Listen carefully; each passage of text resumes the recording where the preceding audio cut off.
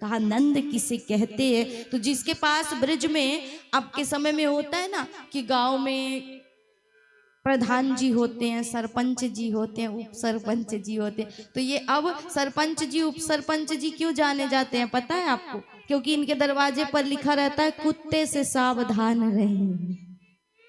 महाराज कुत्ते से सावधान लिखोगे तो यही बनोगे। अब पहले के समय में क्या होता था, नंद उपनंद वृषभानु और वृषभानु वर कहा जाता था। क्यों? क्योंकि पहले के समय में सब जाने जाते थे गौ पालन से, कुत्ते पालन से कोई नहीं जाना जाता था। इसलिए गौ पालन से जो जानी जाए उस सृष्टि के हम सुंदर भगवान के रचना है महाराज। और हम आज अपने घर में कुत्ते पालते हैं और गौ कहाँ घूमती? आवारा सड़कों पर। इसीलिए दुर्गति है मनुष्य की।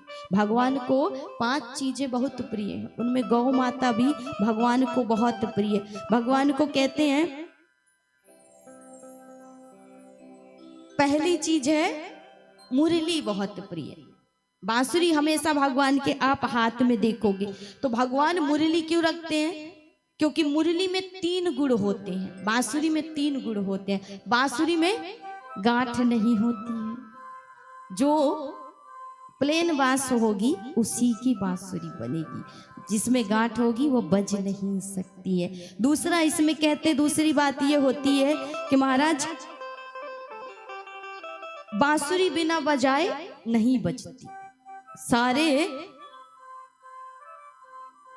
जो ये इंस्ट्रूमेंट होते हैं, ये संगीत जगत की जो साधन होते हैं, ये वाद्य यंत्र होते हैं, इनमें जो बांसुरी है इसका संबंध हृदय से होता है, प्राणों से होता है। अर्थात जब तक आप सांसों को नहीं भरोगे वो नहीं बजेगी, चाहे जितना भी प्रयास कर लो। इलेक्ट्रॉनिक कुछ इंस्ट्रूमेंट होते हैं जो बजते रहते हैं, जैसे अभी हमने लगा रखा है महाराज, ये अपने से बज रहा है, इसको बजाना नहीं पड़ रहा। उनकी तरफ मत देखिए, हमने लगा रखा है अपने सामने, उसकी हम बात कर रहे हैं, वो तो बजा रहे हैं। तो हमने जो बजा रखा है, लगा रखा है, उसको हम बजा रहे हैं? नहीं बजा रहे हैं, पर वो बज रहा है। लेकिन बांसुरी एक ऐसा वाद्य यंत्र है कि इसका संबंध हृदय से होता है। इसको जब तक नहीं बजाओगे ये नहीं बजने वाली, चाहे जितना भी इसमें इलेक्ट्रॉनिक सिस्टम डाल दो महाराज। तीसरा गुण क्या होता है कि जब भी बजती है मधुर ही बजती है, मधुरता ही छोड़ती। इसीलिए भगवान को बांसुरी बहुत प्रिय है। भगवान कहना चाहते हैं कि तू भी अपने अंदर कोई गांठ मत रख, किसी से घृणा मत कर, किसी से द्वेष मत कर, तब मैं तुझे पसंद करूंगा। दूसरा गुण कि बांसुरी बिना बजाए बजती नहीं। इसलिए महाराज आपको भी ऐसे ही होना चाहिए कि जब तक अति ना हो जाए तब तक मौन रहो, बोलो ही नहीं। मुनि क्या करते हैं, संत मुनिजन क्या करते हैं? कहते हैं कि हाथी तब तक नहीं चिल्लाता जब तक उस पर विषम संकट ना आ जाए। हाथी को कभी चिल्लाते सुना है, बोलते सुना है? हाथी तभी चिंघाड़ेगा, चिल्लाएगा जब उसे अति आवश्यकता होती है। इसलिए जितना हो उतना बोलिए, ज्यादा व्यर्थ की बातें मत करिए। और तीसरा कि इस बांसुरी में तीसरा गुण है महाराज कि जब भी बजती है मीठी बजती। उसी प्रकार जब भी इस वाणी को खोलो तो मीठा ही बोलो, ताकि भगवान कहते हैं ना कि पूजा भक्ति। आज उसी बालिका ने हमसे पूछा कि सात्विक और तामसिक भक्ति में अंतर क्या है।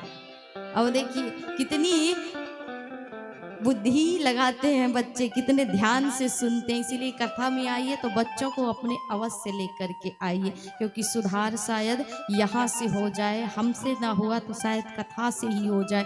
तो उसने पूछा भक्ति, आपने बोला कि सात्विक और तामसिक होती, तो सात्विक और तामसिक भक्ति क्या? तो यहीं पर कहा कि सात्विक भक्ति जिसमें आपका आहार, आपका विचार, आपका व्यवहार सब कुछ शुद्ध हो।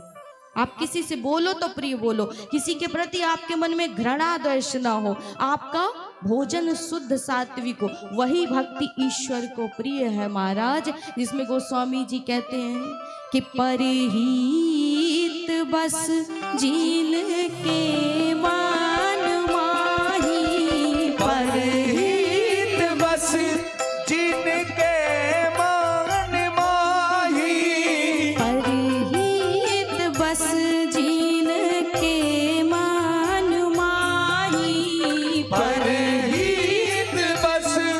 जिनके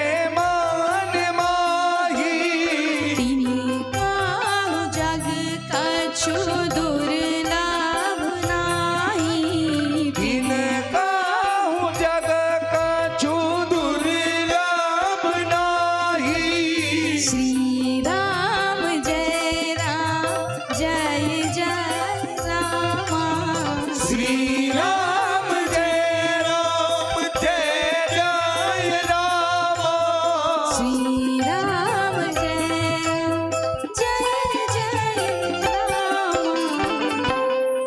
जब भी बोलिए मीठा बोलिए। जिस प्रकार दुकान होता है ना, जब दुकान का शटर खुले तो पता चले कि दुकान किसकी है, उसी प्रकार इस शरीर का भी, ये शरीर को भी एक दुकान कहा है।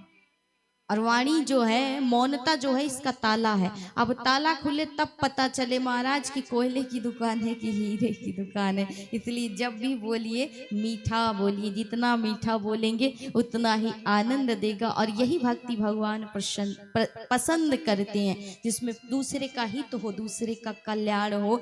सबसे ज्यादा भगवान को वही भक्ति पसंद है और वही है सात्विक भक्ति। और जिसमें दूसरे का नुकसान करने की भावना हो, दूसरे से घृणा हो, दूसरे से हे हो, आप उसे छोटा समझें, अपने आप को बड़ा समझें, उसे गरीब समझें, अपने आप को धनवान समझें। तो महाराज कहते हैं ईश्वर की इस लीला पर कभी संदेह मत करना। किसको कब राजा और कब रंक बना दे कोई नहीं जान सका। किसे उठा करके कब सिंहासन में और किसे उठा करके कब रोड में ला दे, उसकी लीला को कोई नहीं जान पाया। इसलिए जब भी बोलो अच्छा ही बोलो और प्रेम से ही सबसे व्यवहार करो। यही भगवान को बहुत पसंद है। दूसरी चीज, भगवान को गौ माता बहुत पसंद है। क्योंकि चाहे आप देखेंगे कि गौ जो है वो हर कार्य में इसके द्वारा जो इसके शरीर से द्रव्य प्रकट होते हैं वो बड़े पवित्र माने गए। चाहे वो गौमूत्र हो, चाहे गोबर हो, चाहे दूध हो, चाहे दधी हो, चाहे घी हो, हर पूजन में इनका उपयोग किया जाता है। इसलिए गौ माता सबसे पवित्र और श्रेष्ठ मानी गई है कि और माना जाता है कि यदि आपने इनका पान कर लिया तो आपको कोई भी रोग और पाप नहीं सता सकता। जिसने नित्य प्रति भोजन बनाया और भोजन की पहली रोटी गौ के लिए निकाला, उसके अन्नपूर्णा ग्रह में कभी कमी नहीं आ सकती है। जिसने गौ के शरीर पर नित्य प्रति हाथ फेरा, उसके चरणों में प्रणाम किया, उसके जीवन में किसी भी चीज की कमी नहीं हो सकती, किसी भी चीज का अभाव नहीं हो सकता। इसलिए गौ भगवान को बहुत प्रिय है।